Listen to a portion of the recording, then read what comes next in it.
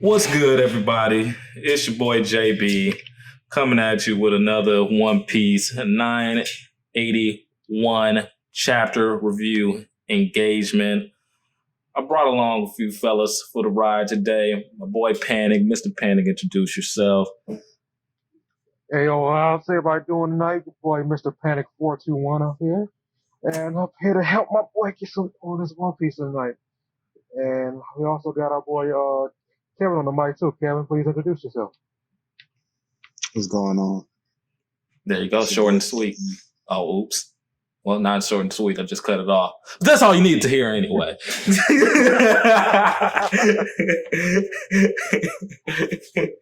But anyways, hopping into this.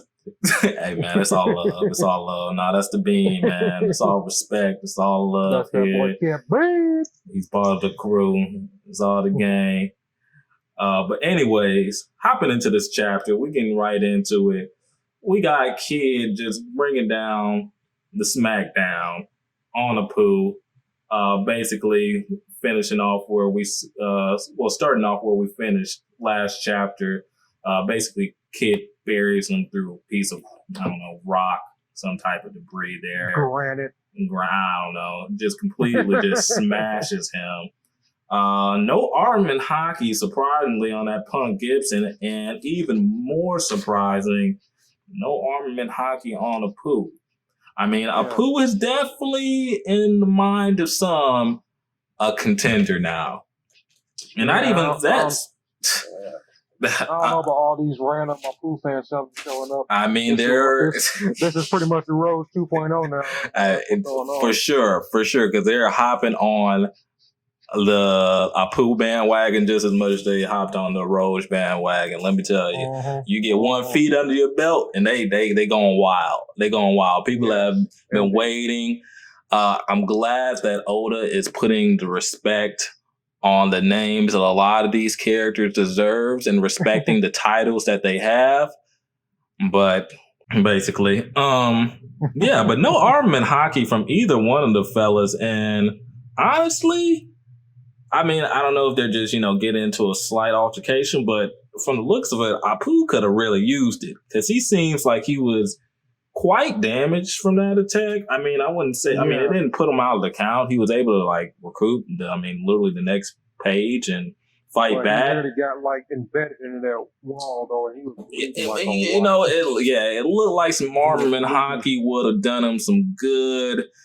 And honestly, just to be a contender nowadays, I mean, you got to be rocking some type of armament hockey. You got to run some type of even armament if it's hockey. One, gotta have something. Exactly. Even if it's just a run. Was quite worthy to use that hockey. What? What did you just say? We're just gonna ignore that. But anyways, moving on. Queen sees them get into the altercation. He's surprised that there's more Udon escapees. Talks about Babanuke getting low def by Tama. The most OP character in the arc, by the way. For real. I mean, the perfect counter to the Beast Pirates, honestly, and pretty much can low diff the whole crew if the cards are laid right. All right, if we get enough of those Kibi Dongos riding around this party, it might not look good for the Beast Pirates. We might have a lot more allies that we started off with, and that would be crazy. Usually through the course of a battle, you lose allies, but maybe through the course of this battle, we'll gain some. So who knows? It's an interesting dynamic right there. But anyways, Kid and Apu basically have a little back and forth. Kid's obviously upset that Apu was op. He was op the whole time. He was a traitor. Was no good. He's a mark. He was snitching out here to Kaido, and definitely believe that whole jump on them from Kaido, that was planned. I don't think that was just okay, let me jump from him. I'm committing suicide. Everybody wants to make Kaido this super depressed, give him Sasuke syndrome and just I hate the world. I don't want to be alive anymore. I'm just, what was me? And I just don't understand what's so bad, Kaido. What's so bad? Obviously, you haven't been living that long, so why do you want to die? No. We see that his son's not dead, or we can make that pretty clear assumption that this is a living being. So what did you go through, man? Because I don't understand. I don't get it. But anyways, moving on from that. You might have saw Big Mom naked. Who knows? I mean, I'd want to die after that too. I might do it to him, man. Yeah, it's a pretty good theory you got there, brother. It's pretty good. But anyways, Apu during this banter basically remarks to Kid that, it was never going to really work out in the first place. Like, we're pirates. This is not going to end well. We're backstabbers. We're a scum of scum. We're not in this to be buddy. And then also that, quite frankly, even with their combined forces, Apu didn't believe that they had the martial might to contend or to kill Kaido. Whether that's true or not, we'll never know, because obviously he betrayed them. But definitely agree with his sentiment that they were going to get slapped. Okay. Them boys were going in there, and there was only one way they were coming out, and that was over Kaido's knee, because he was going to spank him. He was going to spank him. All right. Give him the open-handed. Oh yeah. He's cupping that thing. It's gonna have a pop to it too. He's cupping it. You're gonna hear the echo from that smack. Yeah, for sure. Around the world. But anyways, Apu retaliates, hits Kid with a little sound effect. I guess this is more like a slashing effect, kind of like a tambourine, again, or maybe like a. What's that little top part, on the drums where they have the metal one. I don't know what it's called. I'm not a musician guy. I don't know. Maybe is it a cymbal? We don't know. But the top little part of the drum that they hit at the end of the. Y'all know drummers. Yeah. Any of those real life Apus out there, y'all can be mad at us in the comment section. But leave that like below. Definitely subscribe. Come on now, show some love. Uncultured Swan, you know what a drum is? Like, okay. Yeah, for sure. But I like the banter though, man. Like, Apu coming back at Kid, what's up, Kid? Like, check it out. Like, I'm with it, I like that. I like this edginess that the Beast Pirates have been given, this attitude, this go get it. Like, I like it a lot. And right now they have one of my favorite dynamics of pirate crews out there right now, for sure. But anyways, Queen basically tells all the rest of the Beast Pirates to go get him. We're supposed to take him alive. And then the next page, we get basically our first little glimpse of a number. We have a number by the name of Hacha coming in there. He lets out this big ground strike, basically almost taking out his own guys. Kid makes a comment to it where he's wondering if they can even control this man. And that's an interesting point, actually, because my guy Panic over here, he's got a pretty interesting theory on what these numbers may actually be. You want to take the reins here? So think about it this way. You all remember back in pre-time skip in the Impel Down arc, or the Marineford arc, whichever you want to look at it, that Luffy came into contact with the Minotaur, and they said, the Minotaur, the Koala, and whatever that zebra thing was, and it was stated that all three of them were awakened Zoan users, and they got to the point where they pretty much just lost all form of connected thought. All they could do was just go on their straight instincts. Like, when you saw them stand next to each other, they were just standing there, staring off into space, just pretty much drooling. And the only time they acted was when Prisoner came by, where they would just literally beat the living shit out of them and just leave them bloody and broken.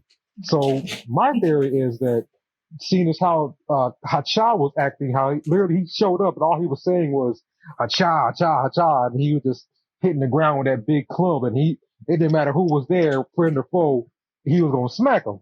So my theory is that, what if smile fruits, which are all pretty much artificial zoan fruits, what if they could have an awakened state like a regular zoan fruit can?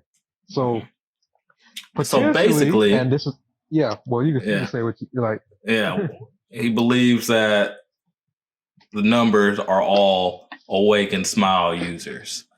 Uh, I believe that's a great explanation.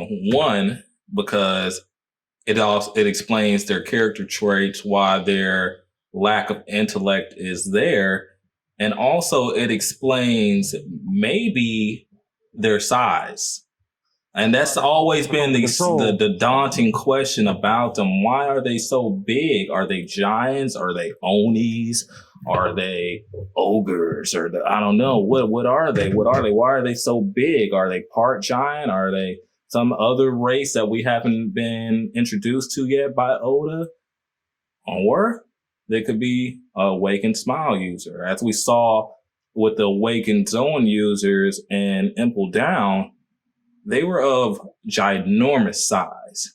And Yeah, I that was know way that bigger there than are average creatures animal would be. in One Piece and the size varies and they're pretty big creatures, but it didn't seem like the size of them were respective to maybe the human being that they were before, Yeah. or even the animals that they turned into. They weren't, Yeah.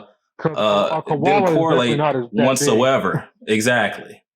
And A they were koala is a massive. These tiny things were mammal. massive creatures. I mean, they were huge. So I think it being a awakened smiled makes perfect sense. Honestly, I think that's the most convincing theory that I've heard so far on any subject. On any theory that I've heard so far. But anyways, after that, we got Killer basically. Killer meeting up with, Kid and Killer meeting up with Luffy and Zoro, and they have basically a who's dumber competition here. We got them basically trying to figure out who caused the bigger commotion of the three, and then we have Apu launching another attack on the group, and Killer tells the guys to cover their ears, and surprise, surprise, the It attack works. had no effect. So Zilch. all the people out there that theorize that Apu's attacks wouldn't work if they weren't and listen, if they couldn't actually hear the attack or somehow plug their ears to where they couldn't hear the sounds that he was making, y'all were 100% correct. 100. Congratulations. Pat yourself on the backs. We all saw it coming. Congratulations. Here's the nerf Apu. Okay. But the one thing I don't like about that aspect is I understand that he is the music fruit and not necessarily sound itself.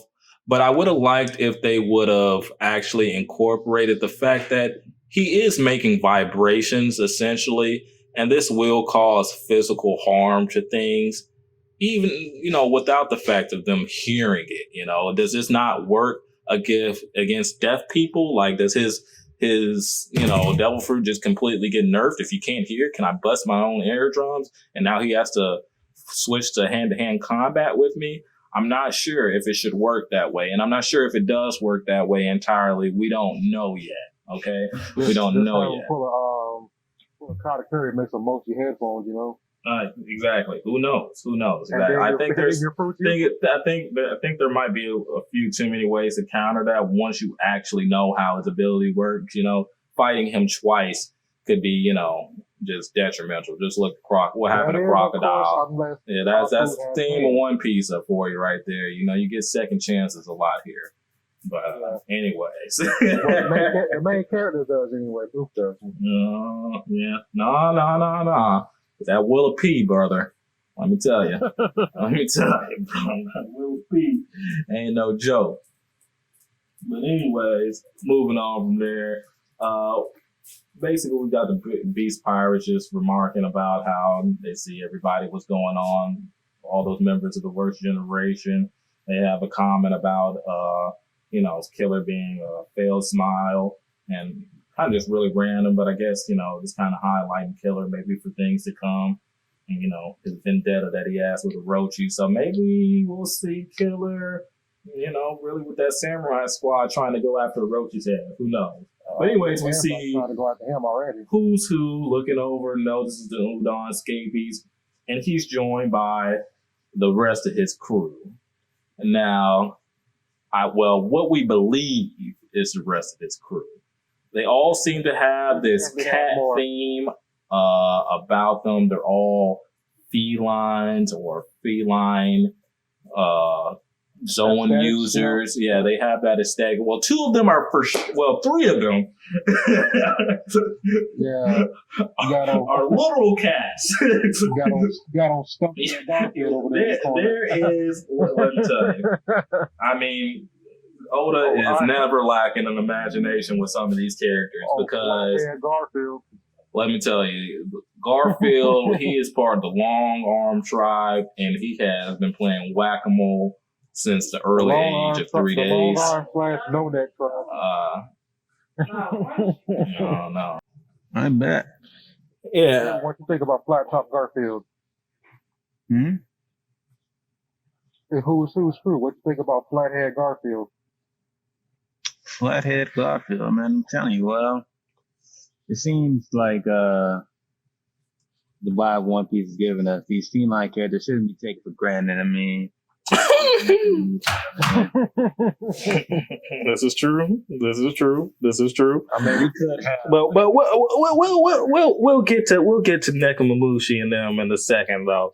But what do you think about Who's Who personally? Because we see what I was discussing with Panic a little bit earlier was that we see that they all have the cat aesthetic with maybe his former crew. And we see how they have Who's mask, but they don't have Who's horns. Now, everybody thought that maybe that was alluding to his devil fruit, his horns or something like that. But I think that he replaced his cat ears with the horns once he was a part of the Toby Roppo. Just like the rest of the Toby Roppo have that. But I still believe that he has a feline-based devil fruit. Specifically, which maybe the saber-toothed tiger, ancient Zoan. I don't think it's a mythical Zoan. I just don't think that he has. I mean, me personally, I want it to be a mythical Zoan. I've been telling JB for the longest time. I mean, ever since they introduced mythical Zoans, I've wanted to see a Nemean lion fruit on somebody. I don't know who it is. I just want them to have a Nemean lion fruit. Yeah, that would be dope. That's a lot of. But like I said, it's too. Is it too much potential for a Toby Roppo? And I think yes. That's why I said I'll stop at saber-tooth tiger because it's an ancient Zoan. But mythical, okay. Well, now we're dipping our toes into some serious firepower here. I can understand. And these are respectively the best devil fruit in One Piece. I mean, versatility. They have aspects of basically all the other devil fruit archetypes combined. I mean, exactly. Look at Marco. I mean, he is a Zoan Logia Paramecia. Like, what are you talking about? Like, he's absolutely his individual limbs, not just entire body. He's ridiculous. He can pretty much have attacks go through him, and he can pretty much heal himself. So exactly, he's a total package. He's everything that you would want in a first commander, and then some. Like he can contend. He's a major contender, and we all know this. We all love him. We're gonna get to Marco here in a second, though. But first, we have to talk about Oda and his egregious disrespect that he has for, I think, some of his higher tier characters.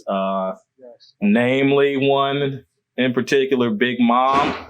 But we're gonna mainly we're gonna focus on even just the elites here for a second. We're gonna focus on our top 1% in One Piece, right? Power-wise, of course. Next, little panel below that after we saw Who's Who with his crew, we have Big Mom, talking on a Mushi, more than likely with the Beast Pirates, discussing that her crew has, made contact with her. They're coming up, the waterfall. and they should be arriving shortly here. And there was no significant damage taken to the ship or anything like that, right? And then the people on the Dendemushi mentioned that, are they going to the port? We haven't seen anybody has arrived at the port, and Big Mom is completely confused and says, "What port?" So apparently, the Big Mom pirates were not supposed to be going up the waterfall. There was a different designated route for them.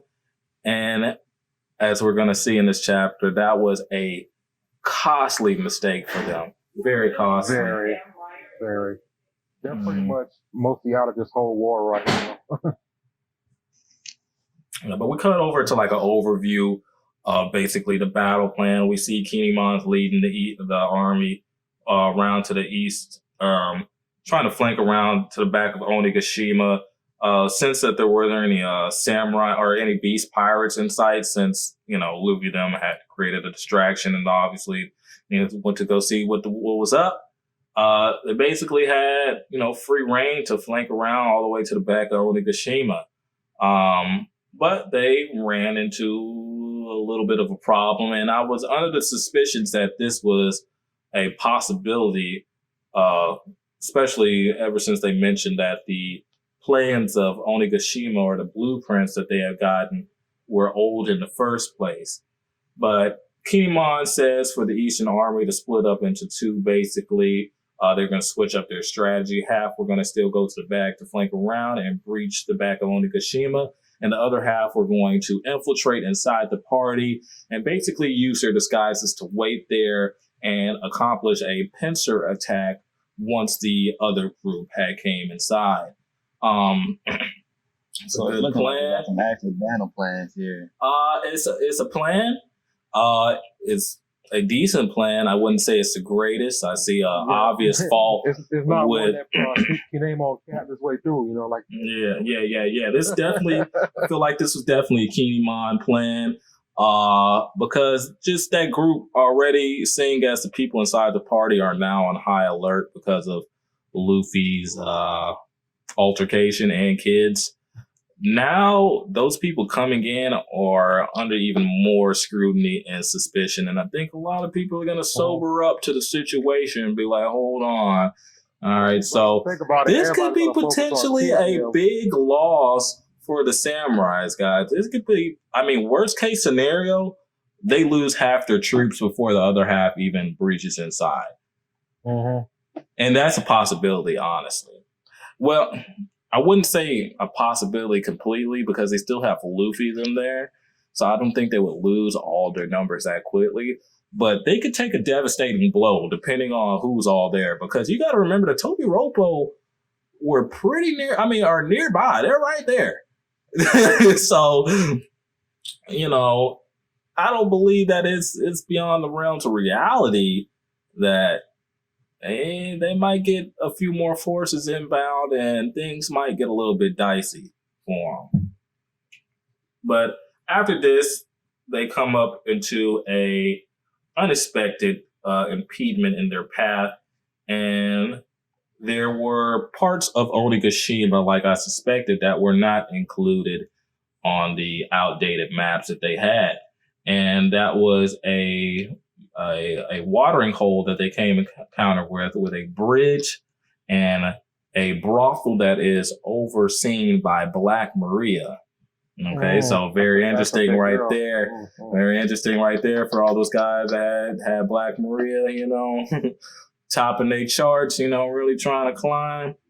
Definitely top 3. Hey, man, that's hey, you like big. You like them big.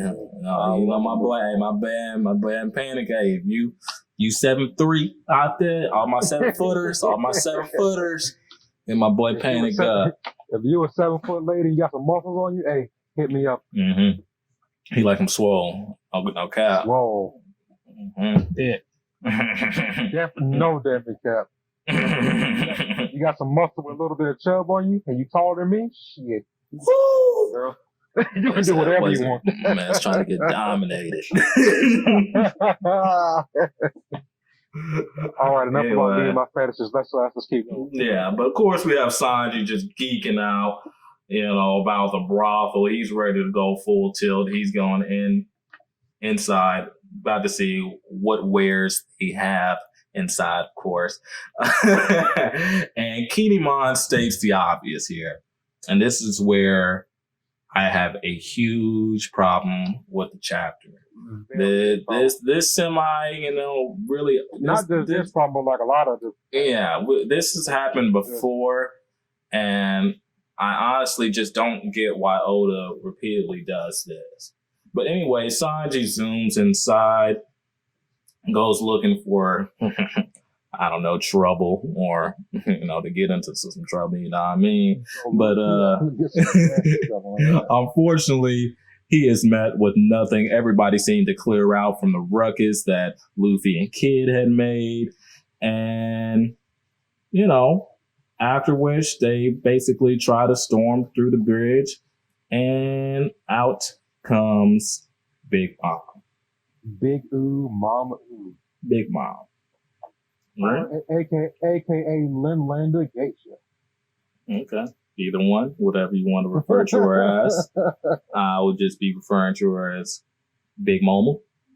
And she encounters a empty bridge in poor little Chopper's face. Now, I don't know what it is with Chopper just always just being in the presence of Big Mom. But they seem to be pretty cool. She doesn't seem like she is just shook.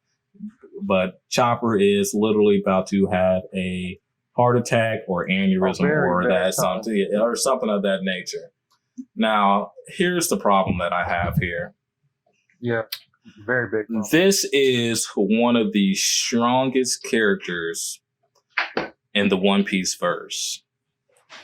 2,000 men, darn near single file, just ran halfway across a bridge with a Yonko that I am sure is proficient in armament hockey, observation hockey, and conqueror's hockey.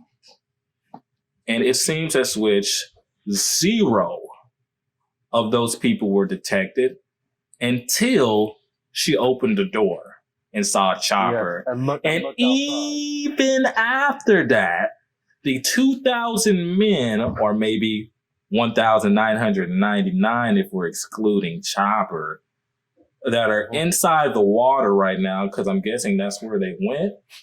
I just see a kirk. It doesn't really indicate, the water doesn't move necessarily underneath to where it would indicate that they jumped in.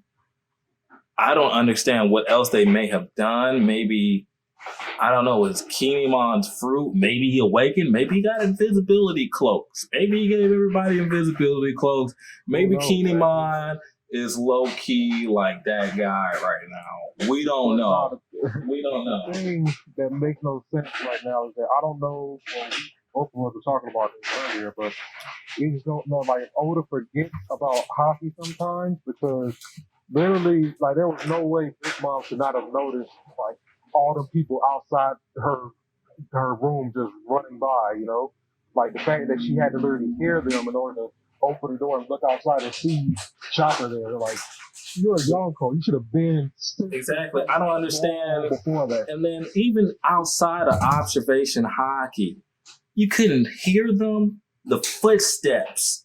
I don't know. You couldn't. I don't know how you don't sense the presence of 2,000 soldiers walking across a bridge. I don't understand. And I feel like you're in a situation, yes, with ill intent. And then you're already in a situation that is technically still, hostile territory. I don't know if the alliance is official yet. I guess it is. And then you already know you're on a mission to go get Straw Hat. Now, maybe you don't see him as a proper threat. Fine. Maybe that's why your guard is down. Okay, you got the right to.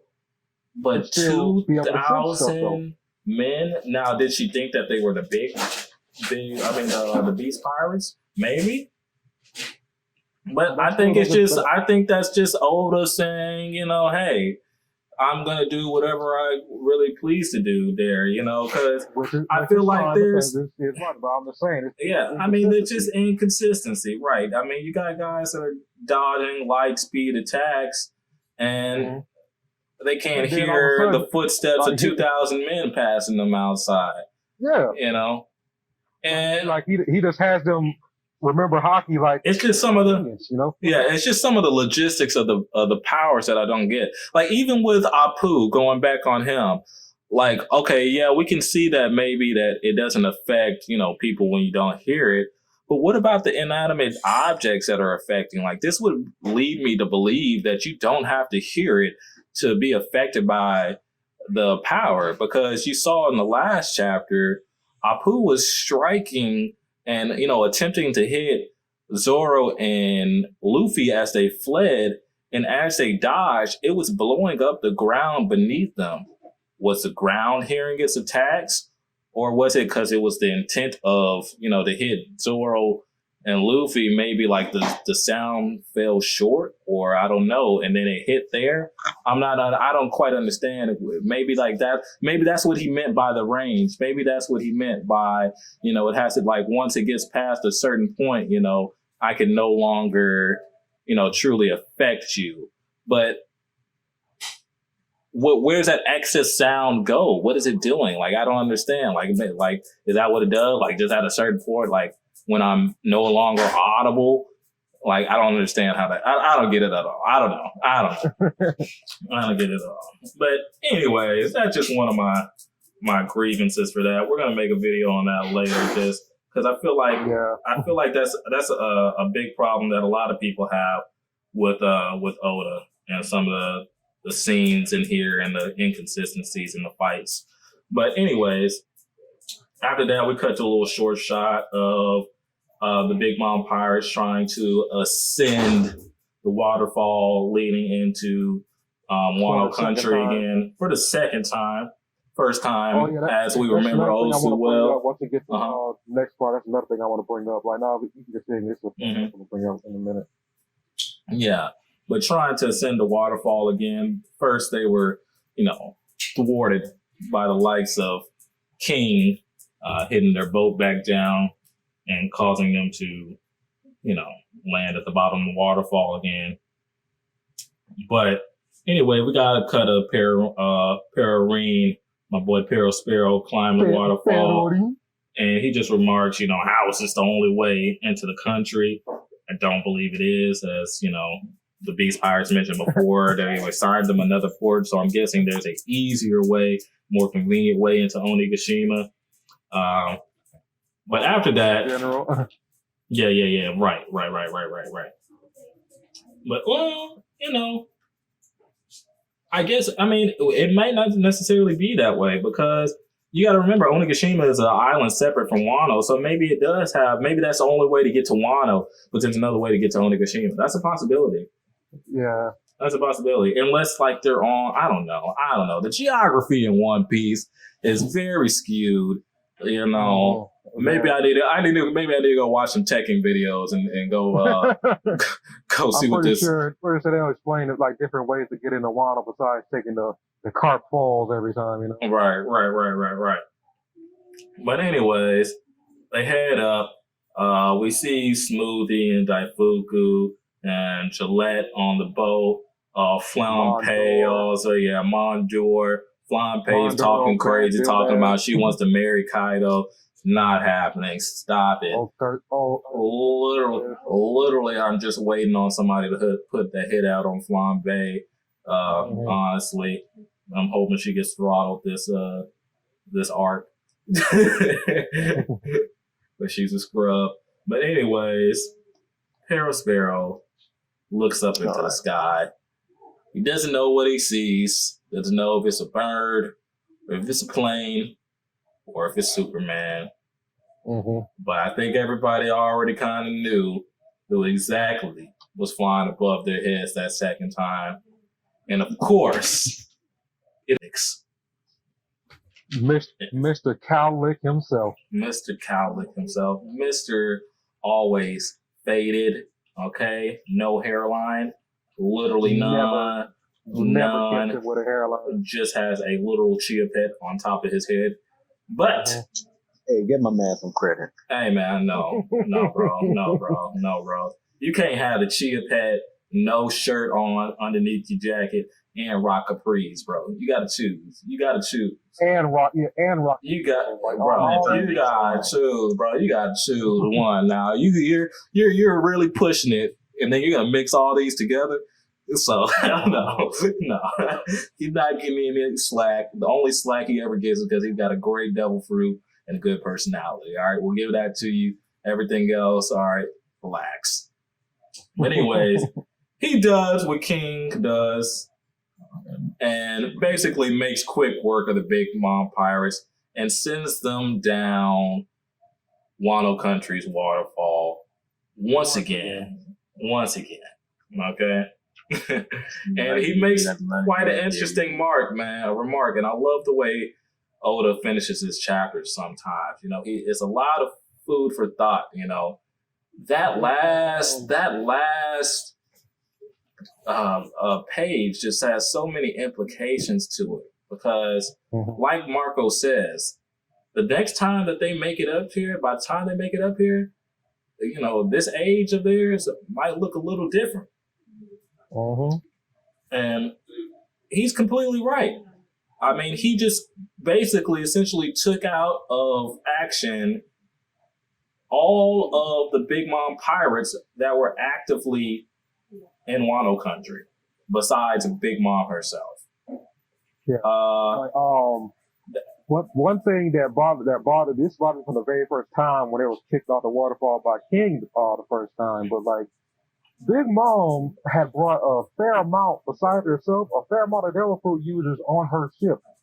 And like they showed that Big Mom fell in the water when she got knocked off. What I want to know is why did nobody else get knocked off with her? Because they literally have Daifuku, Smoothie, Mondor, Petal Sparrow, Mr. Perrine himself, and Gillette.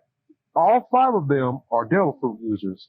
Why did none of them get knocked to the water? Only Big Mom did. Because we see in this chapter, they're all perfectly fine. And I'm pretty sure they should have got knocked overboard. Unless, of course, they were saved by some of the non-devil fruit users, which is the only thing that makes sense to me at this point.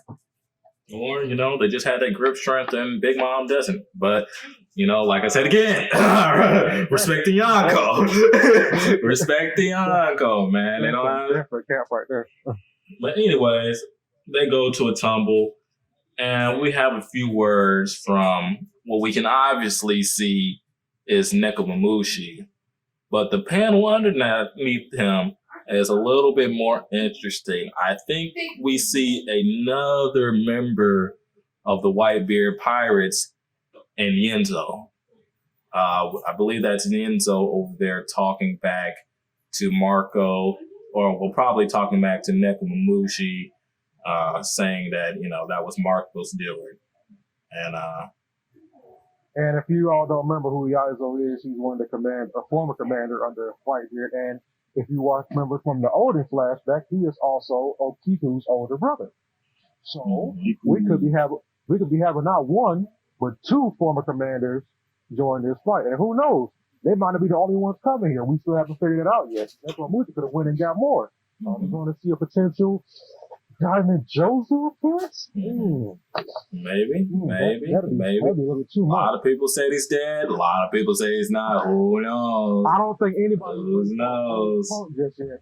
Hey, man. I don't think they are. A full old diamond trunk, the brilliant punk. I don't think nobody. But the last thing that I want to get into before we end off this chapter review is that another thing interesting that was brought up right in that last panel, I said it had so many great implications. I think Oda has just one of the best ways to end things off in cliffhangers and really keep people coming back. I think that's one of the reasons why One Piece has lasted so long. And the fact that Yenso, or who we believe is Yenso, said this is the first time he's seen Marco gone at it since the war. Now, is he referring to the war against the Blackbeard Pirates? More than likely, because that's in the last combat that we know Marco was in. But the big thing about that is that was almost 2 years ago, correct? So, I don't think that Marco is old enough to be affected by his age, making his powers wane. But he definitely could have stagnated and waned from not getting any more combat experience. Because, like we saw, Marco really, essentially, he's defeated. He's of the past generation, essentially, kind of with Whitebeard. Not so much because he's not as old, but he's been with Whitebeard forever. That's when he was really creating his legacy, and he's kind of in this state of retirement. He's at Whitebeard's, little island, chilling and kicking with the citizens there, taking care of the injuries and illness. But as far as combat goes, yeah, he probably hasn't fought since then.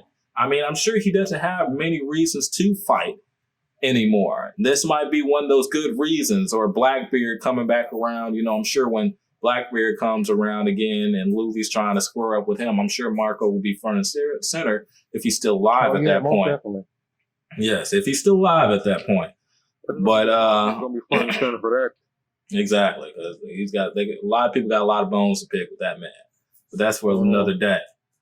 But I think that's one thing that we really need to watch out for. Maybe Marco isn't the same Marco that we saw at Marineford. Maybe he can't scrap with somebody with the likes of Kizaru anymore. Who knows? But with that, I think we're going to conclude this chapter review.